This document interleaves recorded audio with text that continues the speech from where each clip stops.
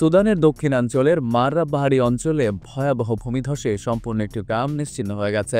এই ঘটনায় ১,০০০-এর বেশি মানুষের মৃত্যু খবর পাওয়া গেছে। গত রোববার টানা ভারী বর্ষণের পর প্রাণহানির এই মর্মান্তিক ঘটনা ঘটেছে।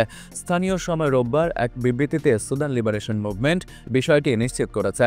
বিবৃতিতে বলা হয়, দুর্ঘটনায় গ্রামের প্রায় সব বাসিন্দা মারা গেছেন, মাত্র একজন ছাড়া আর কেউ বেঁচে নেই।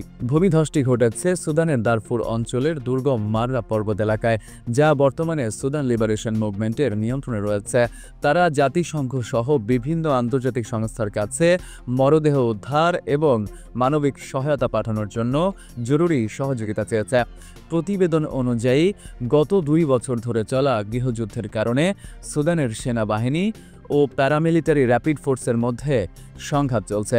এতে লাখো মানুষ বাস্তুচ্যুত হয়ে পড়ে এবং নিরাপত্তার আশায় অনেকে আশ্রয় নিয়েছিলেন মাররা পাহাড়ের এই প্রত্যন্ত গ্রামে। দুর্ভাগ্যবশত প্রাকৃতিক দুর্যোগ শেষ পর্যন্ত কেড়ে নিল তাদের জীবন।